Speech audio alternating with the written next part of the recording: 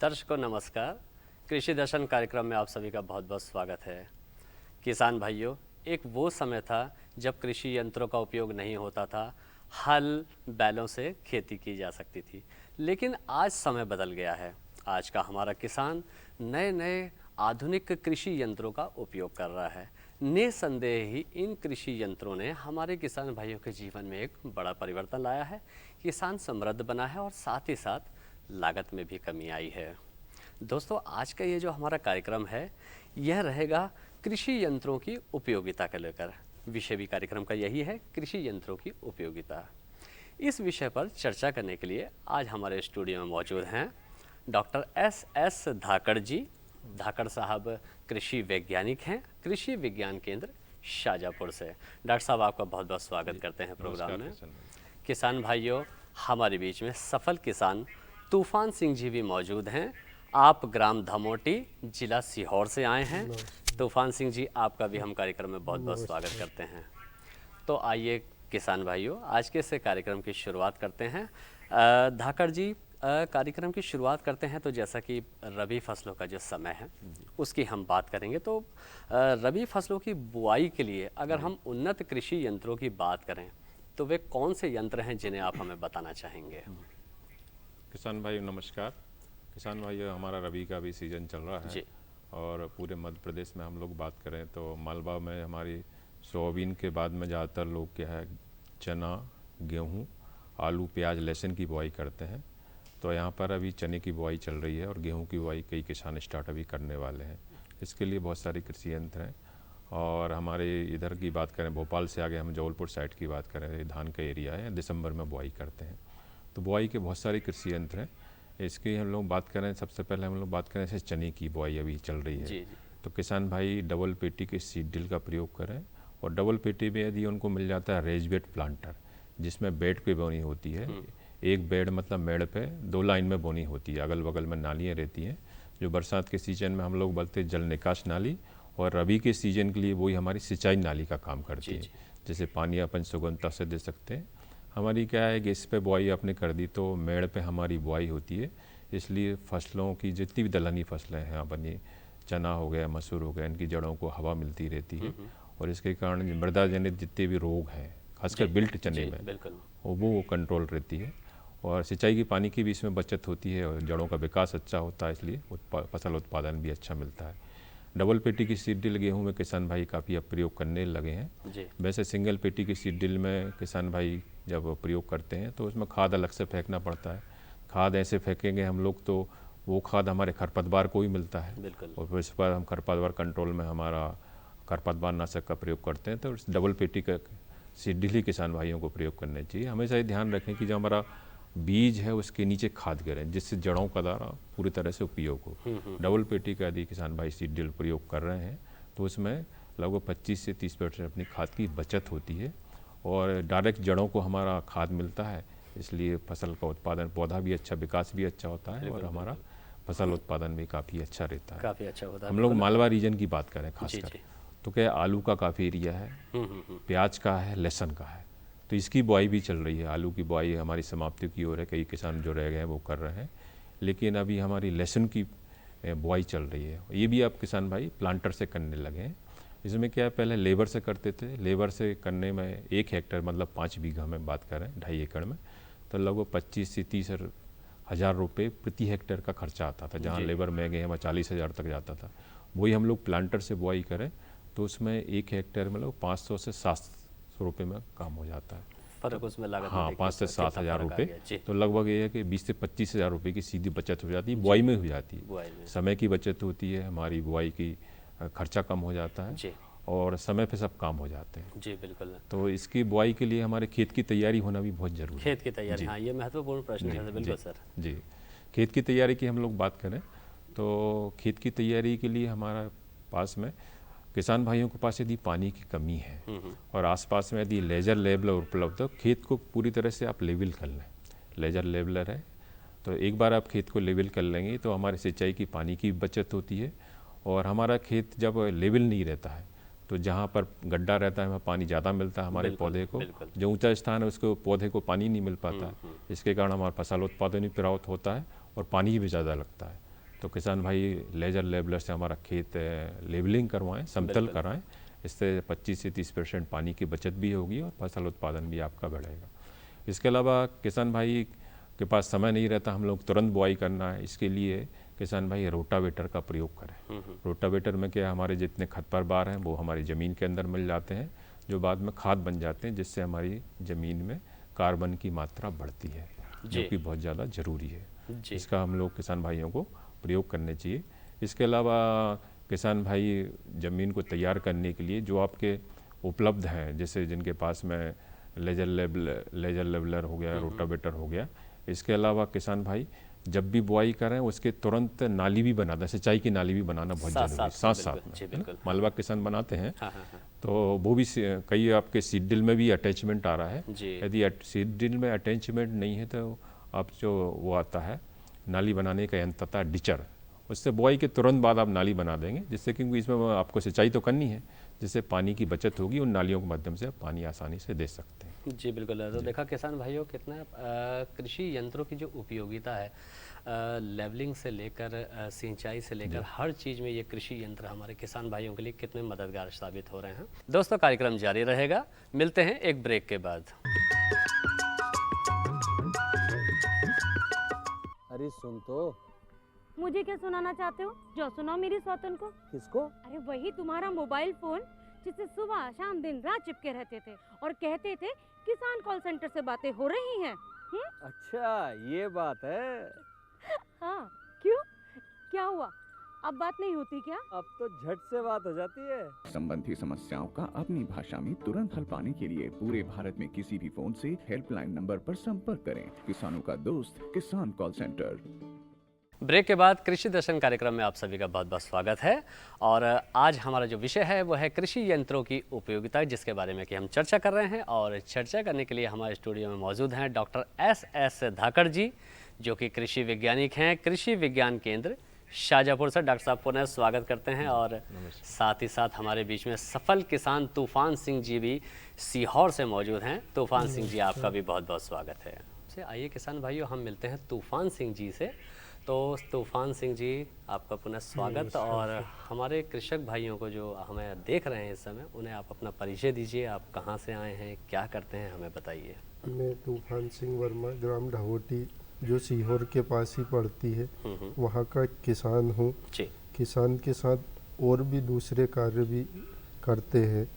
तो किसानी में क्या है, जैसे यंत्र हो गए आपके, पहले क्या था एक यंत्र रहता था, उसी पे आधा गांव निर्भर रहता था। डॉक्टर साहब ने अभी बताया सिंगल पेटी वाली, पहले गांव के अंदर वही होती थी, लेबर लगाओ, आप खाद फेंकिए एक रोज, दूसरे रोज आप उससे फिर बुआई करिए। अब क्या है, डबल वो मशीन जो आ रही है डबल पेटी वाली, उसी में आप पीछे खाद, आगे आपका बीज हो जाता है, दोनों साथ में बुआई होती है। खाद अपने मुकाम पे जाता है तो उससे पौधे को बहुत फायदा रहता है। अच्छा, तो तूफान सिंह जी कितनी ज़मीन है इस समय, और रबी की फसल की अगर हम बात करें तो तैयारी किस प्रकार चल रही है? मेरे पास 15 एकड़ ज़मीन है। जी। उसमें से 4 एकड़ में मैंने चना लगाया, 2 वैरायटी, एक सफ़ेद और एक लाल वाली। बाकी 1 एकड़ में मसूर है और 1 एकड़ में लहसुन प्याज। उसके बाद में जो बची भूमि उसमें गेहूँ बोने की तैयारी चल रही है। अभी गेहूँ नहीं बोया जी। अच्छा, तूफान सिंह जी, आपके पास में भी काफ़ी कृषि यंत्र होंगे जी। क्या कुछ यंत्रों के बारे में आप हमारे किसान भाइयों को बताएंगे? मेरे पास लोटोवेटर है। पहले लोटोवेटर सबसे पहले लेके आए थे, हमने कृषि विज्ञान केंद्र ट्रेनिंग पे गए थे, वहाँ देखा, उसके बाद हमने खरीदा उसको। गांव में ले जाने के बाद लोगों ने कहा ये ज़मीन को ठोकाई करता है, इससे ज़मीन ठोस हो जाती अच्छा, है, कुछ फसल नहीं हो पाती भ्रांतियां है। वहाँ पे जो थी उनकी बात आप कर रहे हैं। आज की तारीख में मेरे गांव के अंदर 20 से 25 रोटावेटर है। जी 80% लोग उसी से कार्य करते हैं। उससे क्या है, कचरा जो रहता है वो ज़मीन के अंदर वो इस प्रकार से जब चलता है तो पूरा उसी में मिल जाता है। जी कुछ कचरे का भी खाद ज़मीन के अंदर लग जाता है। उसके बाद फिर एक लंबी चऊ वाला आता है जिसको तोता पिलऊ बोलते हैं, उसी में पिलस बक्खर हो जाती है। और उसके बाद चऊ भी आप चला सकते हो, जी तो उससे गहरी जुताई हो जाती है। उसके बाद आप रोटावेटर चला के डबल सिड्डिल से आप बो सकते हो खेत। तो ये बहुत अच्छे आधुनिक कृषि यंत्रों के बारे में तूफान सिंह जी हमें बता रहे थे। धाकड़ साहब, ये तो रही आधुनिक कृषि यंत्रों की बात। हम जानना चाहेंगे कुछ ऐसे पशु चलित यंत्र जो कि उपयोग में आते हैं, उनके बारे में आप हमें बताइए। ये बहुत महत्वपूर्ण प्रश्न है, क्योंकि हमारी मध्य प्रदेश शासन हो, भारत सरकार हो, हम जैविक खेती खासकर प्राकृतिक खेती को बढ़ावा दे रहे हैं। तो ऐसे में पशुधन होना बहुत आवश्यक है। बिल्कुल। और पशुधन में हमारे गाय का तो हम लोग गोबर का, गोमूत्र का सब प्रयोग कर रहे हैं। उसके साथ हमारे बछड़े भी रहते हैं जो बाद में बैल के रूप में हम लोग पशुधन के रूप में खेती बाड़ी में प्रयोग कर रहे हैं। तो पशु से चलने वाले, खासकर बैल से चलने वाले भी हमारे सभी तरह के कृषि यंत्र हैं। खासकर छोटे किसान हैं उनके लिए बहुत ज़्यादा उपयोगी हैं, जिनके पास लगभग 5 से 7 एकड़ ज़मीन है, वो इसका प्रयोग करके कर सकते हैं। उसमें खेत की तैयारी करने के लिए भी बखर हैं, उन्नत बखर आ गए, जिससे हमारा खेत अच्छे से तैयार हो जाते हैं। और इसके बुआई के लिए भी जैसे हमारा सीड ड्रिल रहता है, उसी तरह के सीड ड्रिल हमारे 2 लाइन से बोनी होती है, 3 लाइन से बोनी होती है। उस तरह के बैलों से चलने वाली भी आ गए। तो उसमें एक निश्चित गहराई पे हमारी बुआई हो जाती है। पहले दुपन तुपन रहती थी, तो उसमें क्या टाइम भी ज़्यादा लगता था और बीज हमारे एक गहराई पे नहीं जाता था। तो हमारे ट्रैक्टर से चलने वाले जैसा है, उसी तरह के सीड ड्रिल हमारे बैलों से चलने वाले आ गए। भी चलने वाले जी हैं, जी आ जी। गए। मतलब उसमें यह है कि कहीं ना कहीं किसान को हाँ ये ऐसे यंत्र उपलब्ध हो रहे हैं जी जो जी पशुओं से पशुओं से संचालित। चलने वाले। ट्रैक्टर का भी आप पहले 2 व्यक्ति की जरूरत रहती थी, अब उसी में ट्रैक्टर वाला सेम दे दिया है कि सेम टू सेम है, आदमी उसी तरह का चला सीड ड्रिल सकता है, तो वो चला सकते हैं। उसमें भी क्या है कि आप इंटरक्रॉपिंग करना है तो उसमें डबल पेटी की सीड ड्रिल भी है, 2 लाइन में 3 लाइन में बोनी भी हो रही है, वो भी हम कर सकते हैं। दूसरा क्या है, पशु से चलने वाले के लिए निदाई का बहुत बड़ा रोल है। हम लोग क्या है कि हमारा चाहे चने की बोनी हो, चाहे हमारी गेहूं की हो, चाहे हमारे लहसुन प्याज, सभी में हमको निदाई की आवश्यकता रहती है। और हम लोग मजदूर से कराएं तो काफ़ी महंगा, दोपन इससे कराएं काफ़ी महंगा पड़ता है।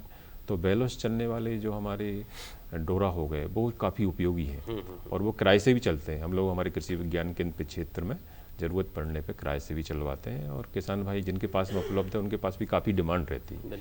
तो निदाई के लिए बहुत उपयोगी है, और वो किसान भाइयों को बैल रखना चाहिए और निदाई के लिए उपयोगी है। इसी तरह हम लोग जब बात करें ट्रांसपोर्टेशन के लिए, खासकर उसके गोबर का काफ़ी ज़्यादा उपयोग है। तो सभी तरह कृषि यंत्र हैं जो हमारे ट्रैक्टर से चलने वाले हैं, वो सभी अटैचमेंट हमारे इसमें हो गए हैं। हम छोटे कृषि यंत्रों की हम लोग बात करें तो ट्रैक्टर के अलावा जिनके पास कम ज़मीन है वो हमारा पावर टिलर का भी प्रयोग कर सकते हैं। पावर टिलर मतलब छोटा ट्रैक्टर, हाँ सीमंत, मतलब इसके पास 10 एकड़ ज़मीन है, लगभग ये है कि ये 8 से 12 हार्स पावर का रहता है। दोस्तों, कार्यक्रम जारी रहेगा, मिलते हैं एक ब्रेक के बाद।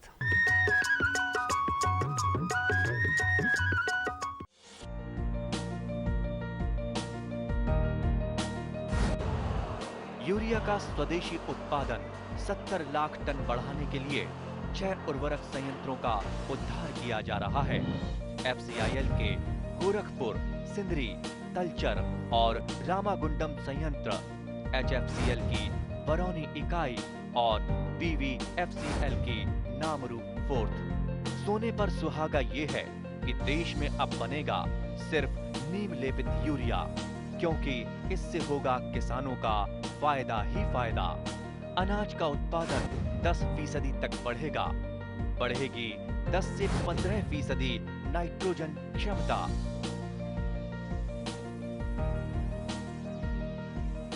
ब्रेक के बाद कृषि दर्शन कार्यक्रम में आप सभी का बहुत बहुत स्वागत है।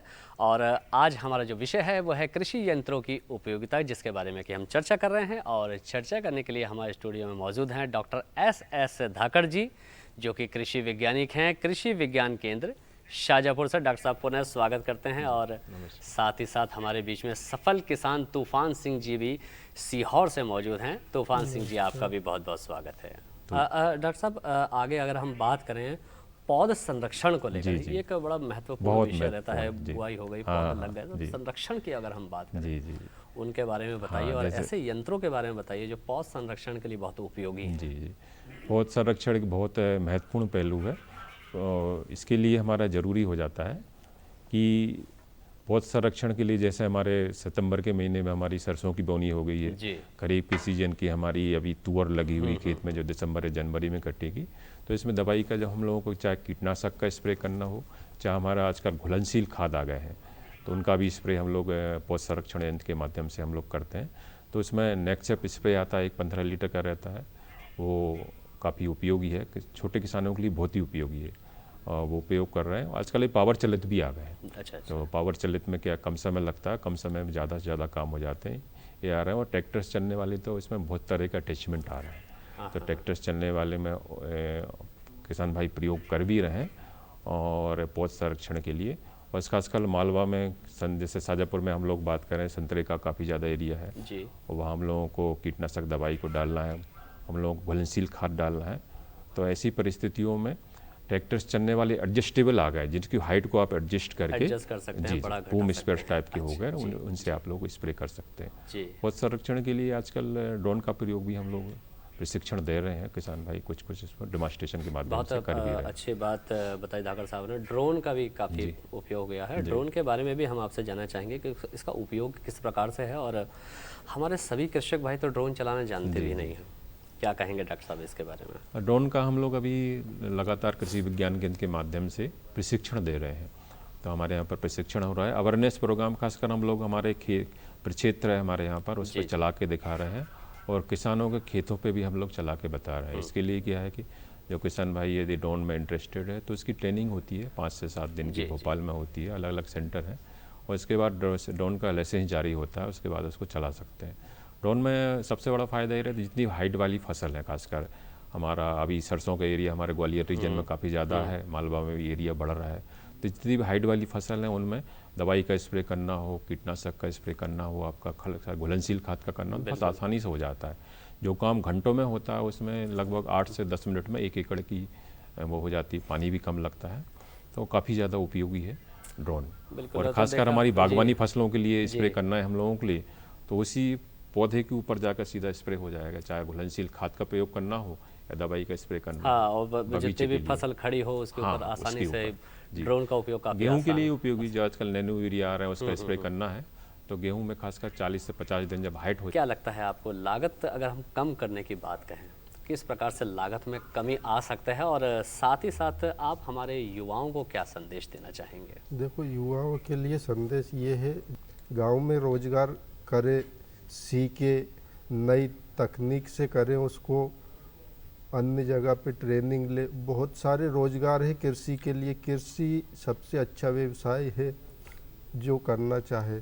जिसको नहीं करना वो मार्केट आ जाता है, फिर 2-4 साल में गांव गया, मैं तो किसानी करूँगा, अब वहाँ पे फिर वो किसानी करता है, किधर कहीं नहीं बचता जी है। जी। तो देखा किसान भाइयों, आपने तूफान सिंह जी ने बताया कि यदि हमारे जो युवा हैं पढ़ने लिखने के बाद यदि शहरों की तरफ पलायन कर रहे हैं, तो वो वहीं यदि उनके पास में थोड़ी सी ज़मीन है तो वो खेती से जुड़ सकते हैं, या कृषि यंत्रों से भी वो जुड़कर अपना कृषि यंत्र से अपना रोजगार चला सकता है, केचुए वाला खाद तैयार कर सकता है, बीज तैयार कर सकता है। आज बीज लेने के लिए जाते कितना महंगा मिलता है, वही बीज अपने यहाँ बना के वो अपनी समूह द्वारा या एफपीओ के माध्यम से वो सारे को दे सकता है। जी। चलते चलते जी धाकर साहब, आपसे भी चलते चलते हम बस कुछ टिप्स हम आपसे ज़रूर लेना चाहेंगे कि कृषि यंत्रों के संबंध में जो कि कैसे उपयोग हो और उनका क्या क्या फ़ायदा हो। किसान भाइयों, सबसे पहली महत्वपूर्ण बात तो है कि सभी जिलों में कृषि विज्ञान केंद्र है, हमारे कृषि महाविद्यालय है, तो वहाँ पर आप कृषि यंत्र हो गया, कृषि तकनीक से निरंतर प्रशिक्षण चलते रहते हैं, उन प्रशिक्षण में भागीदार जरूर बने और कृषि यंत्रों के जो कस्टमाइजिंग केंद्र हैं उनके उन्नत कृषि यंत्रों का प्रयोग करें और वैज्ञानिकों के संपर्क में रह के करेंगे तो कृषि यंत्रों की जानकारी तो मिलेगी, दूसरी जानकारी भी मिलेगी, आप अन्य जानकारी भी बिल्कुल मिलेगी। कृषि वैज्ञानिकों के लगातार संबंध में रहना चाहिए। हमारे जो व्हाट्सएप ग्रुप बने हुए हैं, फेसबुक पे सभी जानकारी हम लोग शेयर करते रहते हैं, जो किसान नहीं पहुंच पा रहा है हमारे सेंटर पे, जानकारी हम लोग भेजते रहते हैं, आपको उसको गहन चिंतन की जरूरत है और उपयोग करने की जरूरत है। जो जैसे तूफान सिंह जो उपयोग कर रहे हैं, इसी तरह सभी किसान भाई इसका उपयोग करेंगे तो निश्चित ही उसमें यदि किसान भाई सुबह 8 बजे भी जाएगा तो वहाँ 8 बजे भी उसको जानकारी जी बिल्कुल। तो कृषि विज्ञान केंद्र में तो हमारे किसानों से जुड़ा हुआ है और निरंतर उनको जानकारियाँ दे रहा है। धाकड़ साहब, आप हमारे इस प्रोग्राम में आए और आपने हमारे किसान भाइयों को कृषि संबंधी और कृषि यंत्रों संबंधी बहुत महत्वपूर्ण जानकारियाँ दी। इसके लिए हम आपका बहुत बहुत धन्यवाद देते हैं। साथ ही साथ तूफान सिंह जी, आपका भी हम बहुत बहुत धन्यवाद देते हैं, आप प्रोग्राम में आए। दर्शकों, अब समय हो गया है खेती की खबरों का, तो आइए देखते हैं खबरें खेती की। नमस्कार किसान भाइयों, खबरें खेती की में आपका स्वागत है। चलिए सबसे पहले एक नज़र कृषि से जुड़े आज के प्रमुख समाचारों पर। गेहूं के पौधे सूखने से बचाएं, औषधीय फसल ईसबगोल, नवाचार ने बदली किसान दंपत्ति की किस्मत और कृषि वैज्ञानिकों की सलाह। गेहूं की बोनी के 10 से 15 दिनों के भीतर कतारों में गेहूं की पत्तियां मुरझाई सी नजर आती हैं। उखाड़ने पर पौधे सरलता से उखड़ जाते हैं। जड़ का हिस्सा सफ़ेद की जगह भूरा हो जाता है। सहायक जड़ समाप्त हो जाती है। मुख्य जड़ के साथ गेहूं के बीज का पोचा अवरोध भी भूमि के बाहर सरलता से निकल आता है। फफूंदी से होने वाली इस बीमारी को फूट रॉट कहा जाता है। हर साल 5 से 7% गेहूं का उत्पादन इसी बीमारी से प्रभावित होता है। इसके नियंत्रण के लिए साफ सुथरा बीज लें। उसे कवकनाशी 3 ग्राम थायरम से प्रति किलो बीज उपचारित करें। इसके बाद एजेटोबैक्टर तथा पीएसबी से उपचार करें। इससे गेहूं में होने वाले कई रोगों से मुक्ति मिलेगी। फफूंद जनित रोग नहीं लगेंगे, साथ ही उत्पादन बढ़ेगा और गेहूं की गुणवत्ता भी अच्छी होगी। औषधि फसल ईसबगोल मध्य प्रदेश के मालवा में पैदा की जाती है। इसकी बोनी 20 नवंबर तक की जा सकती है। इसके लिए खेत से जल निकासी वाली दोमट मिट्टी की ज़रूरत होती है। इसमें ध्यान रखने की ज़रूरत सिर्फ इतनी होती है कि इसका बीज बारीक और हल्का होता है, इसीलिए खेत की तैयारी अच्छी तरह से करने की ज़रूरत होती है। ईसबगोल लगाने वाले किसान भाई चाहें तो JI2 किस्म लगा सकते हैं। इसे सर्वोत्तम किस्म माना गया है। अन्य किस्मों में JI4, HI5 का भी चयन किया जा सकता है। नगद मुनाफा देने वाली ईसबगोल की खेती कई तरह से किसानों को फायदा पहुंचाती है। इसकी खेती के लिए वैज्ञानिकों के मुताबिक बीज को गोबर खाद में मिलाकर बोनी करने से पौध संख्या में वृद्धि होती है, लेकिन फसल बहुत ज़्यादा घनी नहीं होती। इस फसल के लिए उर्वरकों की भी ज़रूरत होती है, जिसमें 125 किलोग्राम यूरिया तथा 120 किलोग्राम सिंगल सुपर फास्फेट प्रति हेक्टेयर की दर से डालना होता है। नवाचार, आधुनिक और जैविक खेती अपनाकर किसान अच्छा लाभ कमा रहे हैं। प्रदेश के नौगांव के किसान दंपत्ति सलीम खान और उनकी पत्नी सरवर जहां इसकी मिसाल हैं। इस दंपत्ति ने अपनी 5 एकड़ भूमि में पारंपरिक खेती के साथ उद्यानिकी फसलों की खेती भी शुरू की। खेतों में केवल जैविक खाद का ही प्रयोग किया गया। केला, अमरूद, आम, पपीता समेत ढेरों सब्जियां भी उन्होंने अपनी ज़मीन में उगाई, जिसका उन्हें फ़ायदा भी हुआ। इसके साथ ही सलीम खान और सरवर जहां ने कृषि विज्ञान केंद्र के सहयोग से सोयाबीन, मक्का और अन्य खाद्य पदार्थों को मिलाकर मुर्गी दाना बनाना भी शुरू किया और वे बन गए अन्य किसानों के लिए प्रेरणा। दंपति द्वारा बनाए गए मुर्गी दाने की मांग आसपास के क्षेत्रों समेत शहरों में भी लगातार बढ़ रही है। सलीम खान जैविक खाद का निर्माण खुद ही अपने खेतों में करते हैं। इस दंपति का कहना है कि जैविक खेती ने उनकी किस्मत बदल दी। इस नवाचार के लिए पति पत्नी दोनों को पुरस्कार और सम्मान भी मिल चुके हैं।